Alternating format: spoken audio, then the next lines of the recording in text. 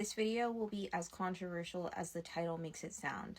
We're breaking down poverty and how it is an illusion that human beings have created through the illusion of not only separation, but also persecution. So we're always talking about how we are not our bodies, right?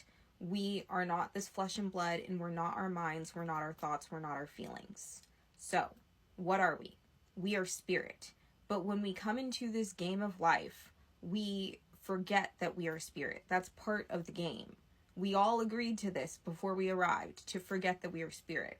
And so what that creates is an instinct of, you have this ego, obviously, that is telling you that you are nothing but flesh and blood. And so we know that flesh and blood is obviously very vulnerable to the external world around us. And so it creates this sense of panic, of persecution, of survival mode. And so all of us are in survival mode because we believe that we are animals rather than spirit. But spirituality reconnects us to our truth, our real identity in not only spirit, but in God, which is oneness with everything in existence. We're here to learn more about ourselves through the process of forgetting, so that we can learn more about ourselves through a different perspective that we would not have the opportunity to if we were still just knowingly in spirit. Again, you are still in spirit, you never left, you can't actually leave, you're just imagining that you've left. Physical reality is nothing more than your subconscious mind projecting itself from your subconscious beliefs. But since we have forgotten that, all we know is the external reality, and the external reality seems very frightful because we have a lot of things within our psyche, within our collective consciousness, which is actually just one consciousness, your consciousness. We have a bunch of repressed shit that is very dark and illusionary that looks very real from the outside, because all we know is this outside, because we have elected to forget everything else. So most humans, deep down in the depths of their psyche, have this belief that they are persecuted, that they are separate from God, and that they're all alone, and that they're vulnerable.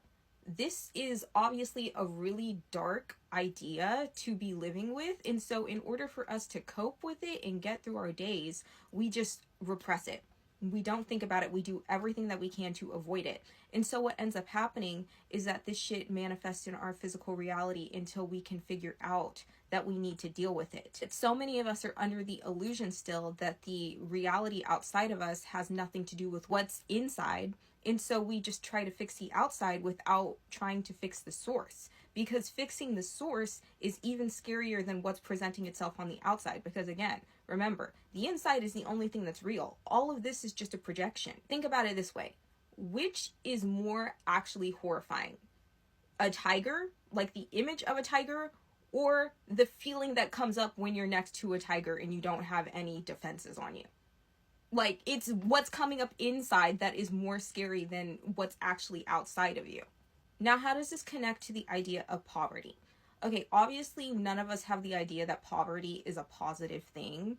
We all feel like, even if you're very conservative, you still feel like it is a negative thing, in that it victimizes people, in that it makes them unsafe. Our belief that we are unsafe and that we are vulnerable therefore manifests in what we see as poverty, in homelessness, in empty bank accounts, in empty stomachs, etc. We look at poverty and we look at poor people, and on the inside we see persecution, and it confirms that belief that we have, which is a negative belief. It's not actually reality, that persecution exists and that we need to protect ourselves. It protects this idea that we are these animals, and it protects our ego. Because again, our egos are the things that are thriving off of the idea that we are nothing more than flesh and blood, and that we are vulnerable, we need protecting, because the ego is telling us, I'll protect you, I know how to protect you. And the ego insists that you exist as an individual outside of everything else in the physical reality.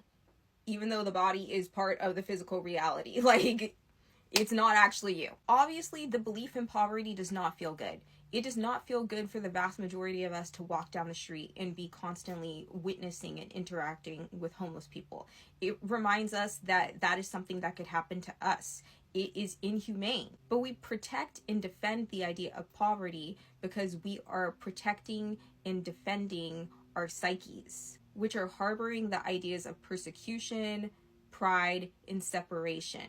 And when we feel like our beliefs are being reinforced, like we are right, that is one way that the ego is deriving pleasure. So we are getting pleasure from believing in these systems. But even more, this is where it gets deeper. Since we are perceiving poor people as being persecuted, when you interact with a homeless person or when you just witness a homeless person, most of the time you'll feel sorry for them, or you'll just wish that you weren't them. So what both of these reactions causes is you feel better than them. That's a fucked up thing to admit, but like that is what happens with most people, is that you end up feeling good about yourself because you're saying, oh well, I'm a good person because I feel bad for this homeless person.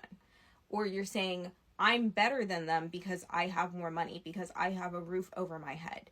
And so that is one way that the ego supplies a fake hit of pleasure, which reinforces your relationship with it and makes you want to keep the ego around. The ego is keeping you from God realization, the realization that we are all one consciousness, in that we've never left spirit. And when you actually realize that, that's when you'll experience true bliss and true fulfillment.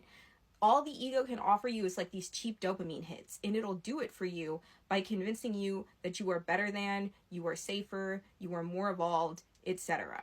And that you need to protect yourself from other people and from other people's circumstances. So it's like survival of the fittest, and you're looking out only for yourself. But there is no self, is the real tea. That's what spirituality is all about. We also don't talk about how condescending it is to feel sorry for a poor person, no matter how poor they are, because you are denying this person's divinity. You're not seeing them as who they truly are, which is a soul. They're not this flesh and blood. They're not actually suffering. If they are suffering, then it is their ego. Furthermore, unless you are actually in their shoes, how do you know what their experience is? You don't. You're projecting an idea of what poverty and homelessness must be like from them, and that's coming from your psyche. Your ideas of victimization and of persecution that you are holding on to dearly. And you believe that by holding on to these ideals, and that by therefore seeing them confirmed in the world and feeling badly about them, that you are doing a good service to humanity, that you are being a good person.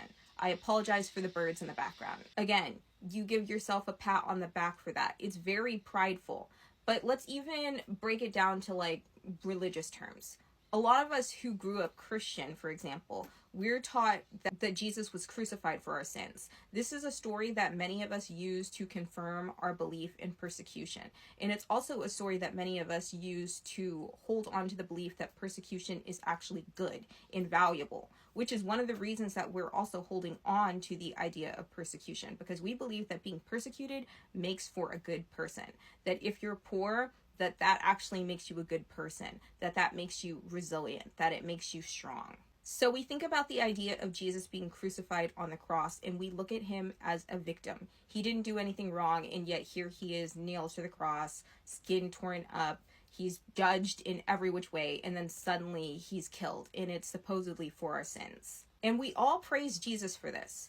But as many of you will know, I've been reading A Course in Miracles lately, and it actually asks us to ask the question, what if the crucifixion is not a story of persecution, but it's actually Christ showing us that because we are not the flesh, there is absolutely no way that we can be harmed. Because you can tear a person's skin and bones up. You can absolutely destroy the body. But once the body's gone, they still exist as spirit. We are only ever spirit, so you can't actually harm Christ. That is Christ consciousness. You can't actually ever be harmed, whether it be through poverty, through murder, through abuse of any kind. You are invincible, you are immortal, and you were created perfectly by God's will. I'm running out of time, so that's all I have to say. Thank you.